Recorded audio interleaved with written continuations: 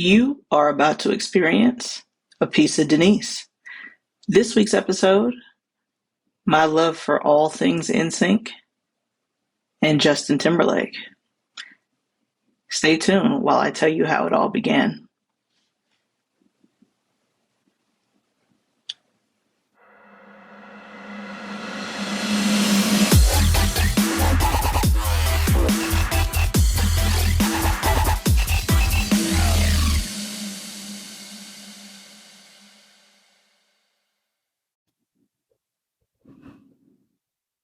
Hey peeps, it's good to be back.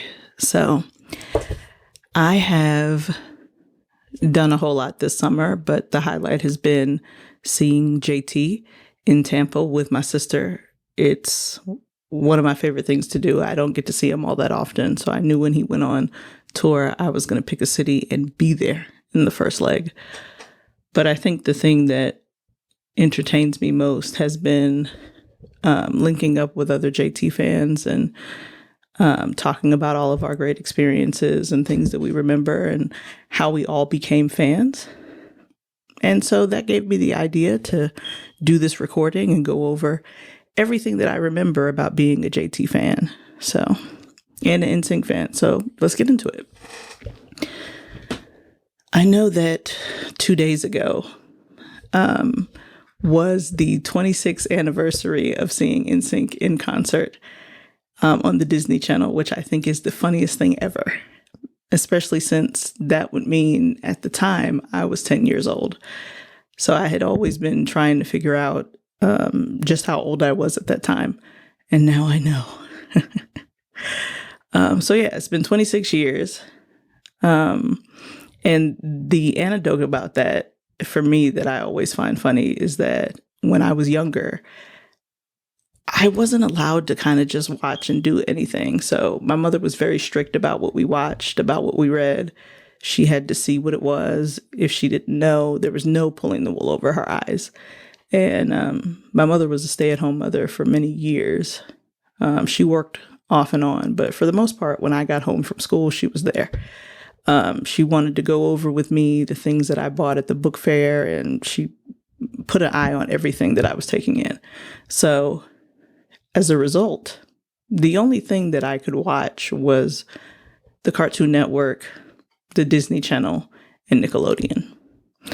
You could watch shows that were on other networks, but she had to know what the show was and why you wanted to watch it. So you had to state your case all the time. And I think that a lot of that had to do with the fact that I was 5 to 6 years older than the next siblings after me and 8 years older than my youngest sibling. So we only had one TV in the living room. So if you wanted to watch something, it had to be appropriate for everyone.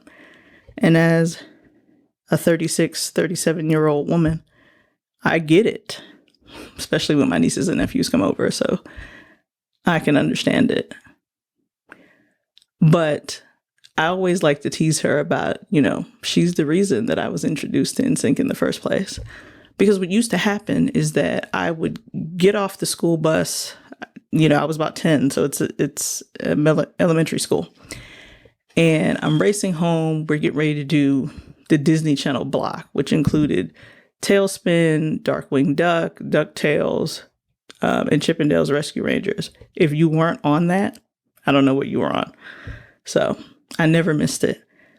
So I would head home and just camp out in front of the TV at least for 2 hours, because who wanted to do homework?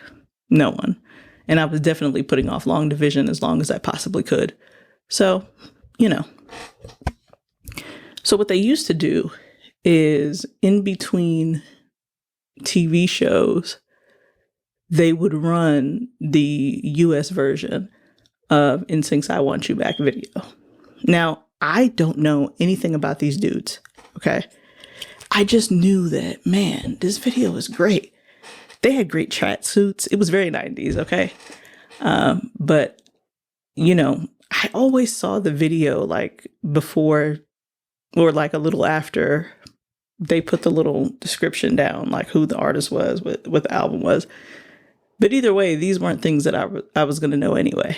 So And I remember they, like, every day I would have to wait between, because I'm like, who are these dudes? But I never did get any information.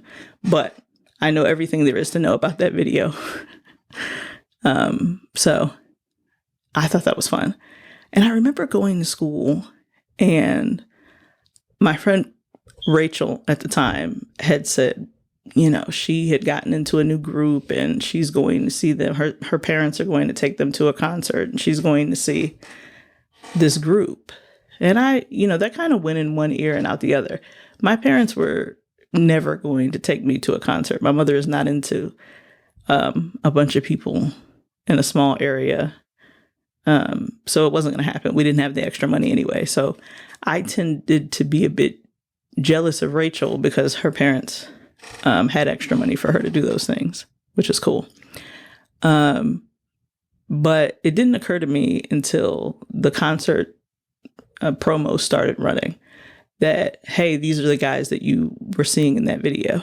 So, and you know, you can find the promos and things on both YouTube and TikTok, but it's like, you know, it's like yesterday. I remember sitting on the couch in the living room, and right after Darkwing Duck went off, they would run the commercial for, hey, on July 18th, you know, you're going to learn more about Justin, Chris, Lance, Joey, JC. And, you know, that song that you thought was catchy, they're going to perform this and many others. And I remember thinking, you know, as a kid, you don't have anything to do. You're trying to figure out how your weekend is going to be structured, where you're going to go outside, what you're going to do, what you can convince your mom to do, to let you do. But at 7:30, I was going to be in the living room watching this concert. And of course, they ran it many times after that.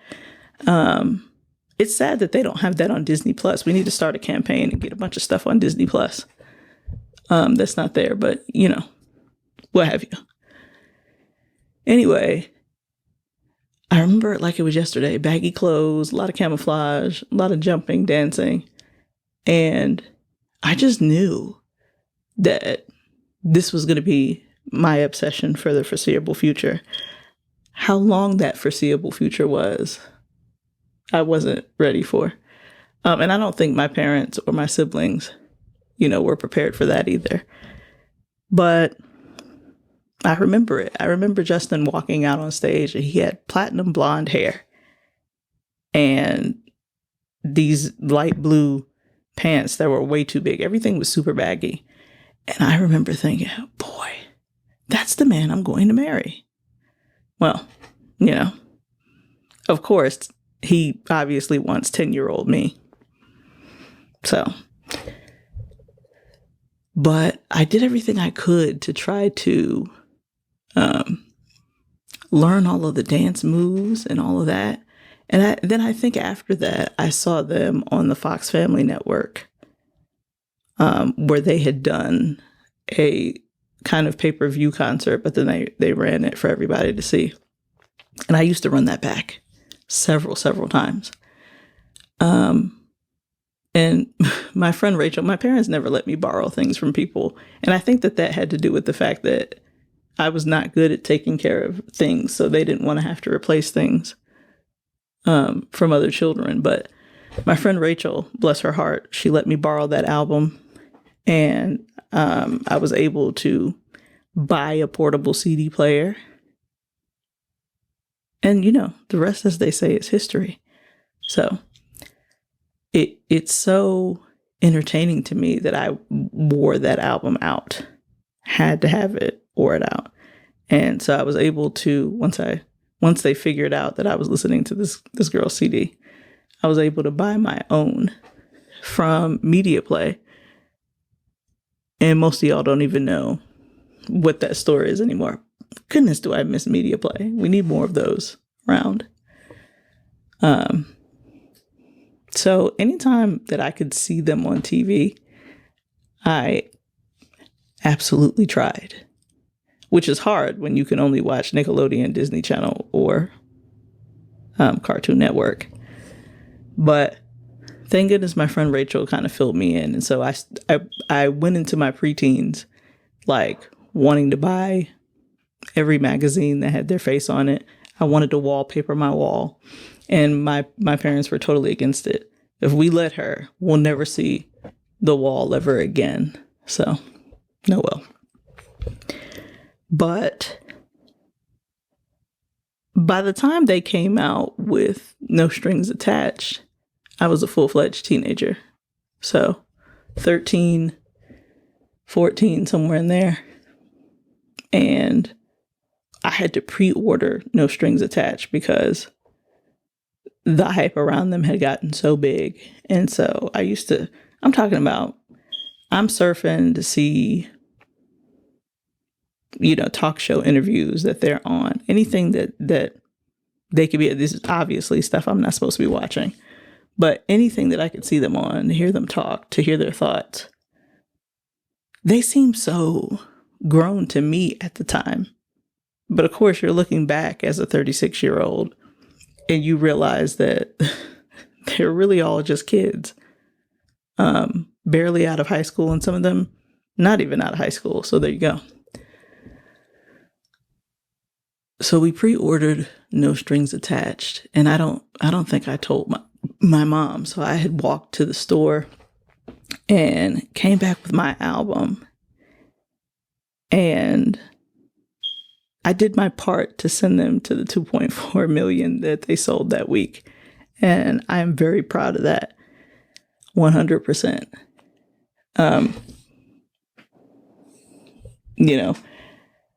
I have the distinct memory of tearing through the cellophane and getting it open and looking at the booklet and rereading the booklet and looking at all of the pictures and letting it play.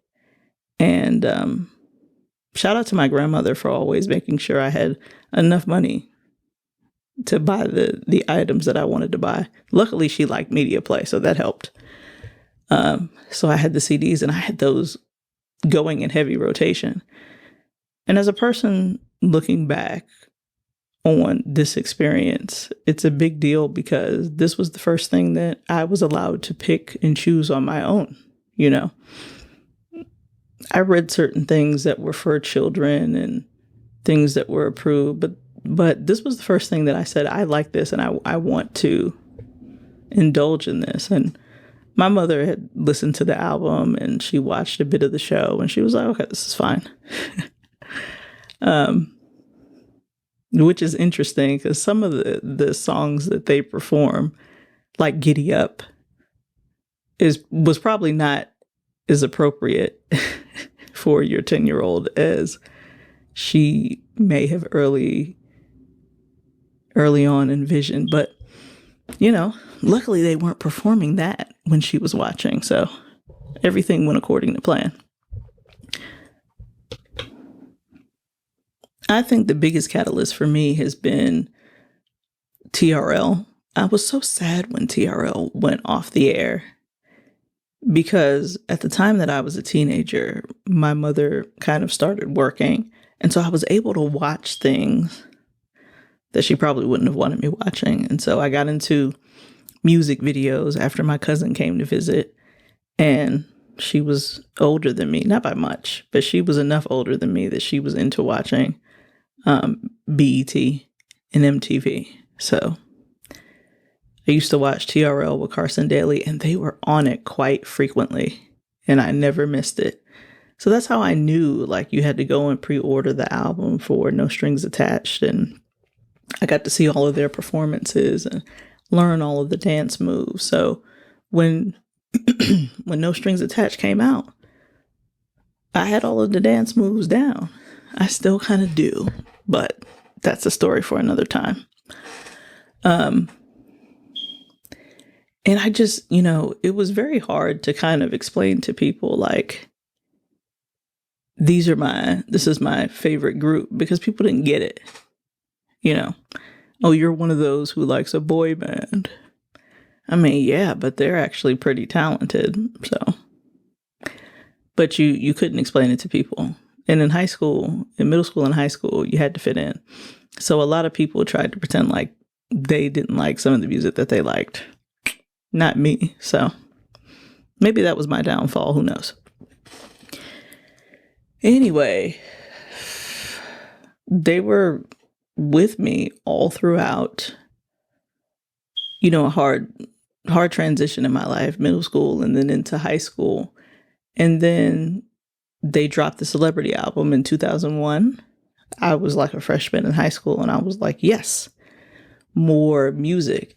And I think that we could look back, even now and see the transition between their, debut self-titled album, No Strings Attached, and then how much more mature they got on Celebrity, which is great. Girlfriend, Gone, The Game Is Over. That slid into my rotation quite easily. It had got to be a point that my mother was mostly sick of them because she gave me $2 a day for school lunch, which was $1.75 at the time. And I just decided, I didn't get an allowance. So if I take this $2 and I don't spend it on lunch, then I can be sure to buy things with their face on it at Media Player or wherever at the end of the week. You could get a CD in the first week for about $10, always plus tax. So I would do that. I would go all day without eating so that I could get this album. Well, when my mother figured that out, she was not happy. She was not happy with me. She was not happy with NSYNC. Just the whole gamut of people. But I had to have it. This was a new stage in my life, and here NSYNC is again with me for the ride. And then they made this announcement that they were going to go take a break. They were going to go on hiatus. They'll be back soon. Well, and I remember feeling devastated about that. Like they had, at that point, had been around for a long time for me. I had all of their pictures and posters and, I had clear binders at school so I could decorate them how I wanted. Everybody and their mom knew that I was an NSYNC fan. It was probably annoying to them, but who cares? It's about me and my likes. And that was a big deal because for the first time in my life, it was about me and my likes. So, yeah, man. I used to make my siblings help me do the dances and all of that. I had a friend who had HBO who recorded their HBO Madison Square Garden special. It's the funniest thing to see these things on YouTube now because it took me a long time to get a lot of this stuff. I had to sometimes record my VHS tapes and things like that in order to get these things. So this girl let me borrow a VHS tape and I loved it. I loved the beatbox. I loved everything about the choreography. Now how you know you've gotten old, because you could see in the comments on YouTube, people are like, oh, this is cringy. This was fire. And I'm here to tell you. But when they made that announcement about going on hiatus, I remember feeling somewhat empty. Like, what am I going to do now? You've made this your thing. This makes you happy. This brings you out of a funk or whatever. You could listen to their music and it take you away. So now what? Now what to do? And at this point, I'm like 14, 15. This is as hard as it's going to be in high school right here, right now. But rest assured that Justin was going to do his own thing and release his own album. And I had mixed feelings about that. I knew I was going to buy that album, right? But I also had mixed feelings because, and still I felt like people weren't going to get it and they weren't going to give him the credit that he deserved, which was true then and it's true now. He's in a boy band and they're not going to understand how talented he is. This is something that people who have been fans of his from the NSYNC days have already known. He's wildly talented. But I also wanted to know, without NSYNC, what was he going to sound like? What if it's something that I can't stand? You know, I should have known better. But I worried a lot, especially as a teenager. But I didn't have anything to worry about, you know. Justified came out, and my mother bought it for me because she was over the idea of me going all day without getting anything to eat at school. So she just spent the $10. And she bought me a boombox. And I'll never forget, I came into the apartment and Senorita was playing. And I originally thought it was the radio. But I had heard Senorita before because I had watched the MTV's making of Justified. So I had heard a snippet of a lot of the songs from it. So I knew what it was. And he had done the VMA performance of Like I Love You. And he released the video. So I already knew what that was about. And like I said, there was nothing to worry about. He sounded great. But then the track changed. And we ended up on another song that I hadn't quite heard. And I walked into the kitchen where we had the boombox playing. And I opened the flap and I was like, man, she bought me the CD.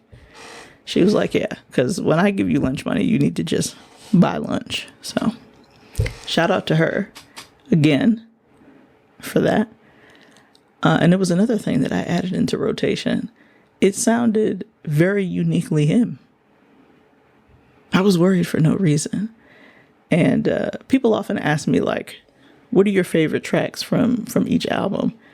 And so if we're going to go back to the NSYNC self-titled album, I'm going to try to pick tracks that weren't singles. I'm going to try, okay? But some of them really spoke to me.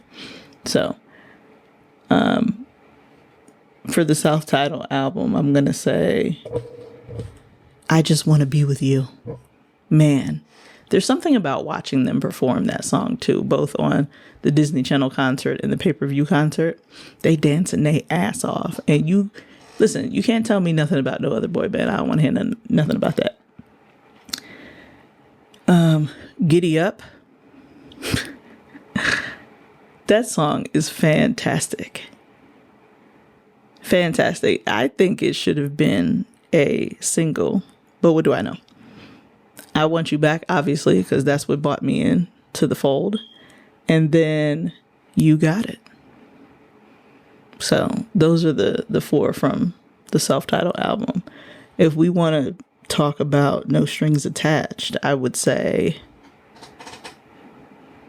definitely It Makes Me Ill, because that performance was fantastic. It was just dramatic. It was as dramatic as I was as a teenage girl. So, you know, it makes me ill. And of course, No Strings Attached. When you call your album that, when you call your tour that, when you open up your concert with that, that's a heavy hitter. And the people who don't appreciate that, I'm sad for you. Go back and re-listen to it. Go back and rewatch the performance of it. It's good shit. And then, of course, I'll Be Good For You.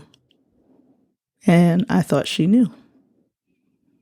So, I'll Be Good For You is an underrated bop. So, if you don't remember that, shame on you. And for celebrity, I'm going to definitely say The Game Is Over. See Right Through You. Something Like You. And then, of course, Girlfriend. And it doesn't matter to me whether it's the remix with Nelly or not. I enjoy all that shit. So, yeah. And then when Justified came out, I had a real soft spot for Senorita. So I was glad that he released that as a single. But if we're not talking about singles, then I'm going to go ahead and say, Oh No, What You Got? Just, it snuck into my heart, and I didn't think it would. take it from here. Like to this day, when talking about his Forget Tomorrow World Tour, we're trying to get him to perform that song. Let's hear it. Right for Me with Bubba Sparks. If I hadn't seen the making of Justified, I wouldn't have known that Bubba was on a song. But when I heard it for the first time, I still didn't expect to hear Bubba. So, talk about putting two and two together. I missed it. So, but anyway, it's one of my favorite songs from that album. So, and then Let's Take a Ride. I think somebody shared on Twitter the other day performance of Justin doing Let's Take a Ride, and just inject that directly into my veins. You know what I mean? So I had to go through the rest of high school, which in and of itself, if there's one thing I never want to do again, it's doing high school. So, but I had an NSYNC album and I had a Justin album, so I should have been good. And I really was. I had to go back to listening to other things, and this was the start of what I realized was going to be the norm, waiting for Justin to come out with more music. But he came out with Future Sex Love Sounds after that, and I was thinking, oh, this is going to be great. But it had a completely different sound than Justified, and it still was uniquely him. It was 100% everything that I expected, and it was great. And it makes me laugh because I remember thinking, during this time I ended up with a job at a grocery store, part-time job, and I lived in Atlanta for a long time, and so I got to meet T.I., and I remember thinking it would be great if Justin and T.I. did a song together. Well, he must have heard me. So, which is funny because this is long before anything other than Facebook was available. So, but anyway, Future Sex Love Sounds came out in 2006. And I remember he released Sexy Back. And I remember thinking, boy, this is drastically different. Like almost that it doesn't even sound like him. And that took me a while to get into, but I should never doubt him because he knows what he's doing. So that is another track that grew on me. So that was fun. But if I had to pick some songs that again weren't singles,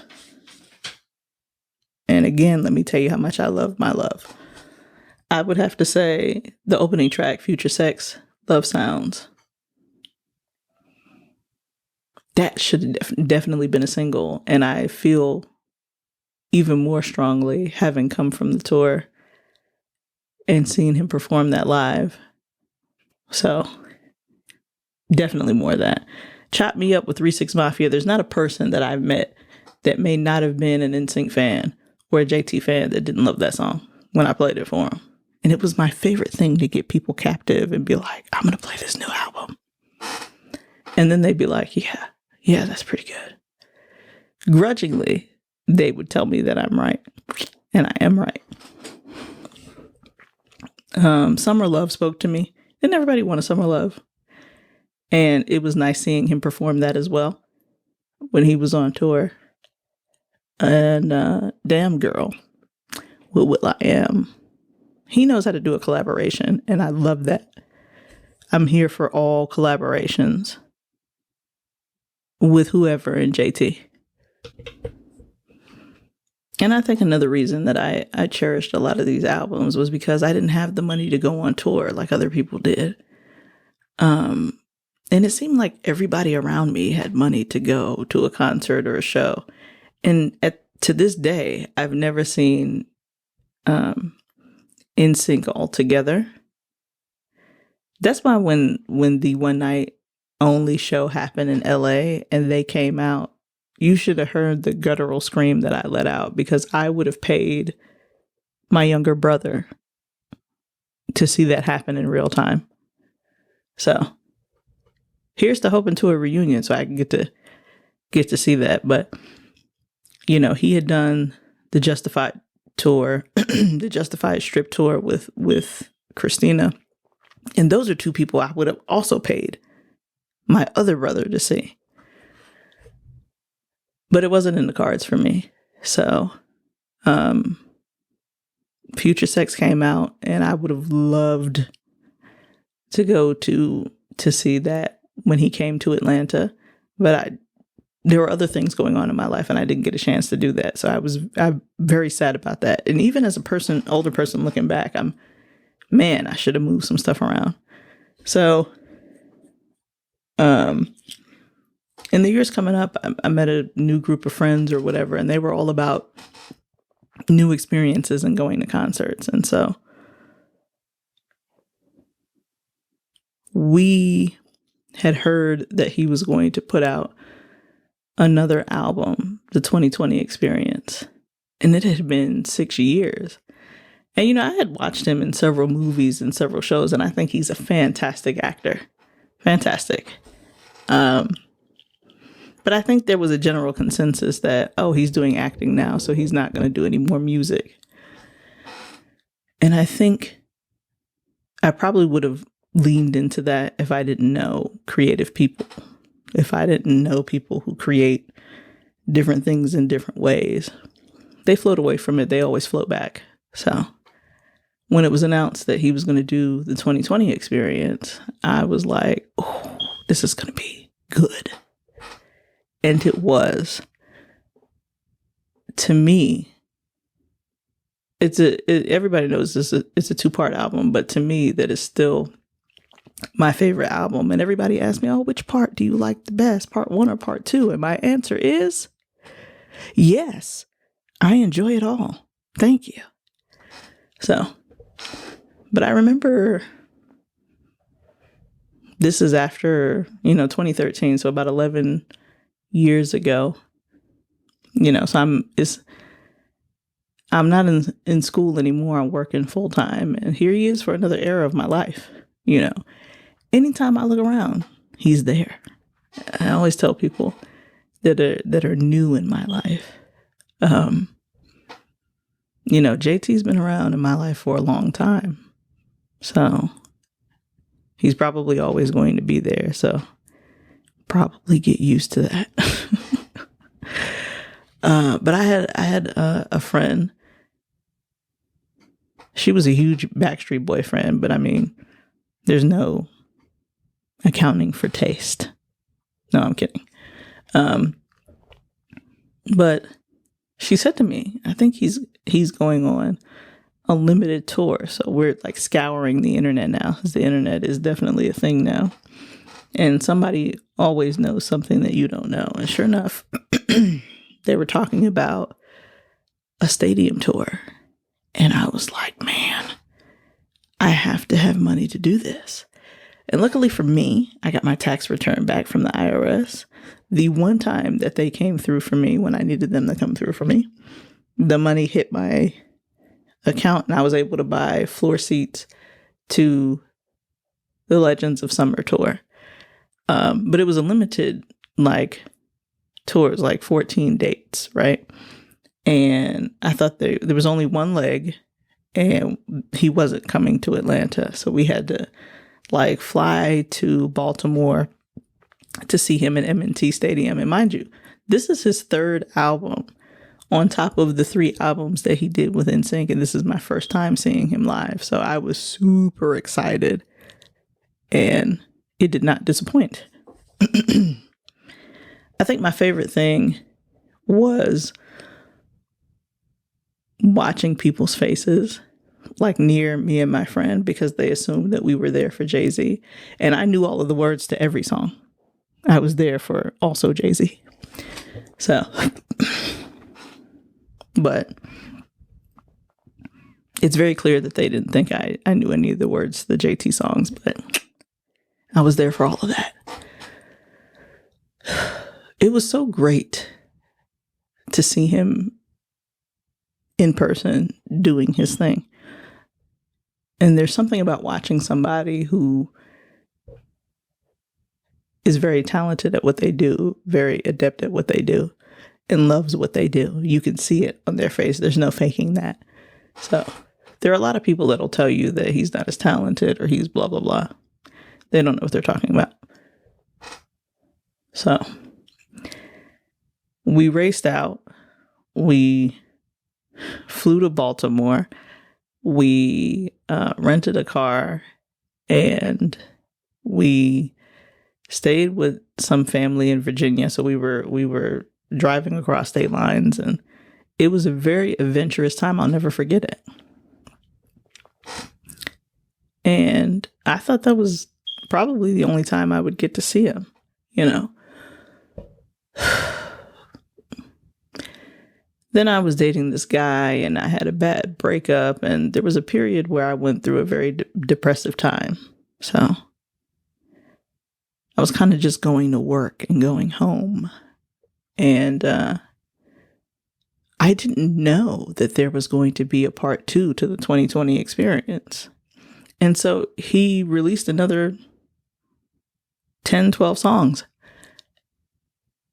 And the single, Take Back the Night, it speaks to me in a different way, because it was just, I know what the song is meant to be, but when he gets to the track, when he gets to the chorus and he's like, listen, they're going to try to shut you down, and I'll be damned if if I'll let them.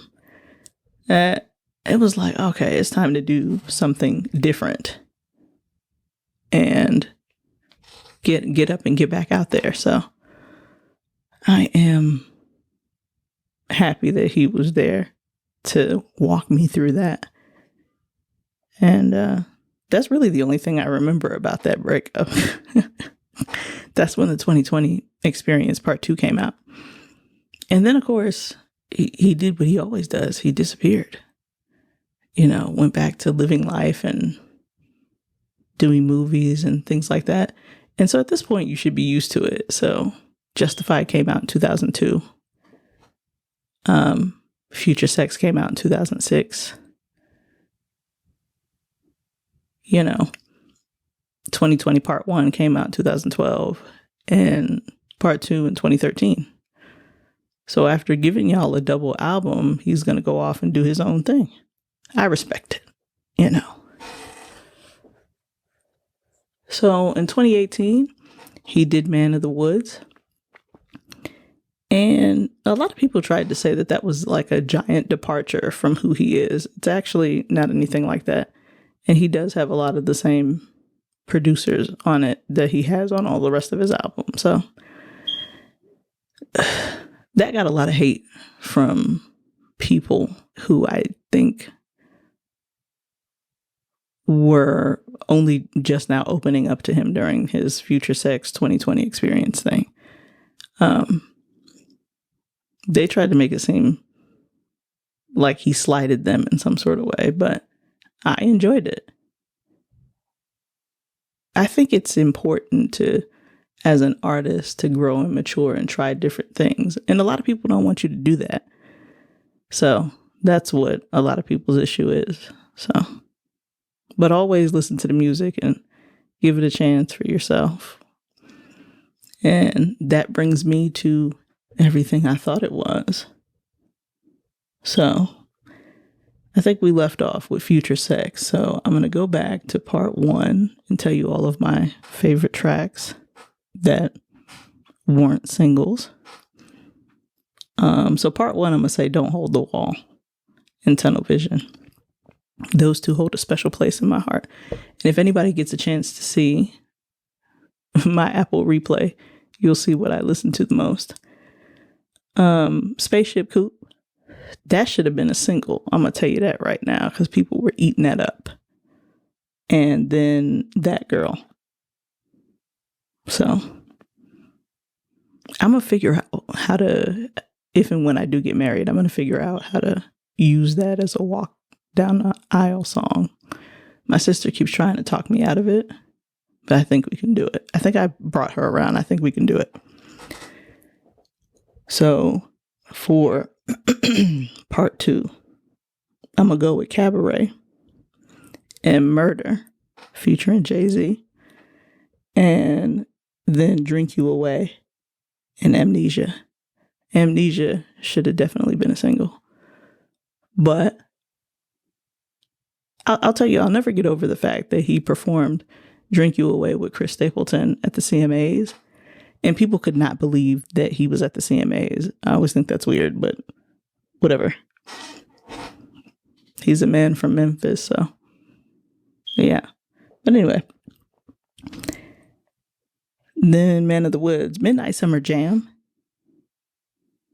I hope I'm in the building when he performs that live, because I missed out. I always miss out on the tours that I want to see. So some of these songs were performed on his Man of the Woods tour, and I wasn't there. Sad face. But yeah, Midnight Summer's Jam. Sauce. Sauce is pretty good. I'm going to make that like my theme. But then I always say that with an album of his, because last time it was Murder. Filthy, and then the hard stuff. So, good shit there. So yeah, that brings us to everything I thought it was. So here we are, another 5 or 6 years down the line. And you got a lot of people that are like, oh, he's past being able to come back. Come back from what? He always takes 4 or 5 years off. What are you talking about? Ugh. Anyway. But he came out swinging. And you can tell, like, people couldn't wait to be like, oh, this is another one we don't like. Please. That makes me laugh, because they really, they really try hard to try to rain on your parade. And I think it's solely because they don't want to admit that a person from a boy band has this much talent, but they all did. They all do. So, I don't know. It's okay if you say you like it. But I think that, and I always like the fact that, here we are, we're talking about a 30-year career where he's lent vocals and songwriting ability to plenty of people. And every time he gets in his own album, it sounds uniquely him.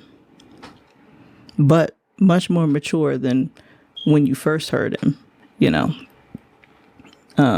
So I picked 5 songs from everything I thought it was, because it's still fresh in my mind. So I'm going to go with Flame. I really like that one. What Lovers Do, which we're still trying to get him to perform on tour. We'll see what happens. Sanctified, which I saw live, and I will never forget it. The way he just blew my eyebrows off. Play, and Fucking Up the Disco. Because Fucking Up the Disco is really why my sister and I went. I mean, me, because I've always been a fan, but my sister was like, we gonna go and be Fucking Up the Disco. Absolutely. And I recommend it to anybody. So yeah. I'll close this out by saying NSYNC and JT have always been with me through different aspects of my life.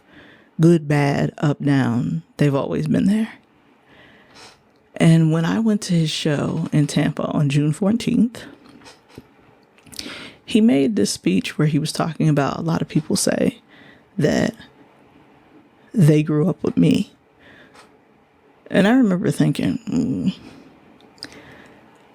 if I ever had a chance to tell any of them, especially Justin, but any of them, what their craft has meant to me, that would be the first thing I say. So I'm pretty unoriginal in that way.